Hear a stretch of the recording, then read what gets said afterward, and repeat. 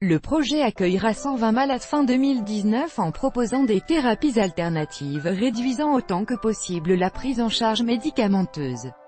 L'architecture s'apparentera à celle d'un village du sud-ouest pour ne pas perturber les résidents. Un volet recherche est intégré à ce projet, inédit en Europe. Le chantier d'un « village Alzheimer » inédit en Europe commence ce lundi à Dax dans les Landes, pour héberger 120 malades et où seront expérimentées des thérapies alternatives contre cette pathologie incurable du vieillissement.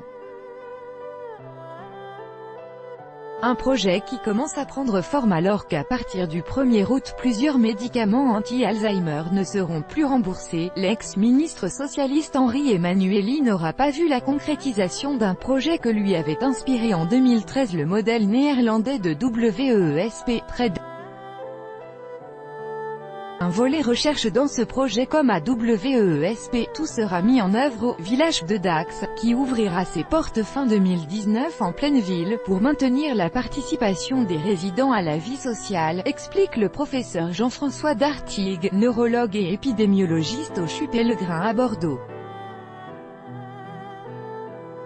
Mais à Dax, on aura un atout supplémentaire sur le modèle néerlandais.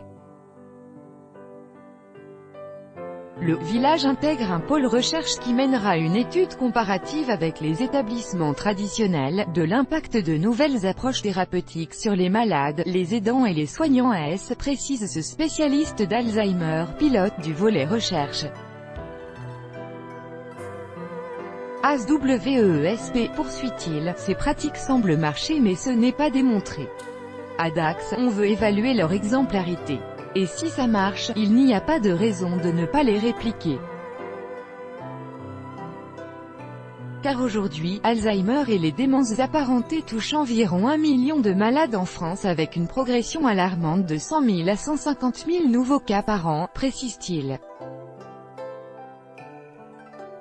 Pas de blouse blanche visible. Les jeunes chercheurs cohabiteront au village, avec 120 malades résidents, eux-mêmes accompagnés par une centaine de soignants et autant de bénévoles individuels ou associatifs. Entre autres initiatives originales, le village accueillera des chiens visiteurs, dressés pour aider les résidents à sortir de l'isolement psychique où les a plongés la maladie. L'objectif, mesurer l'impact de ces nouveaux modes de prise en charge moins médicamenteuse sur la qualité de vie du patient. Et c'est, dans un environnement sans blouse blanche visible, où le patient peut renouer avec les rituels d'une vie presque ordinaire, à son rythme, à la mesure de ses capacités, et sans pression extérieure. Chez un patient privé de ses repères temporels et spatiaux, les troubles du comportement sont certes directement liés à la maladie, mais aussi sans doute aux contraintes extérieures qui le privent de sa liberté, selon le professeur Dartigues. L'hypothèse de travail privilégiée ici tient en une formule toute simple, moins de contraintes extérieures, donc moins de troubles du comportement, et donc moins de psychotropes, résume-t-il.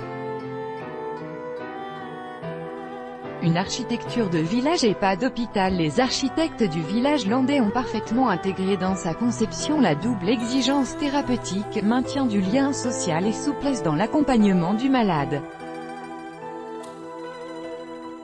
Pas non plus d'architecture contemporaine, afin de maintenir l'ancrage dans la culture locale et assurer en douceur la transition entre domicile et village. Celui-ci sera conçu comme une bastide typique de la région et un lieu de convivialité. C'est donc une place carrée cernée d'arcades abritant tous les services, brasserie, salon de beauté et de coiffure, auditorium, bibliothèque, médiathèque et supérette, résume l'architecte. Une dizaine de studios permettront d'accueillir les familles ou chercheurs de passage.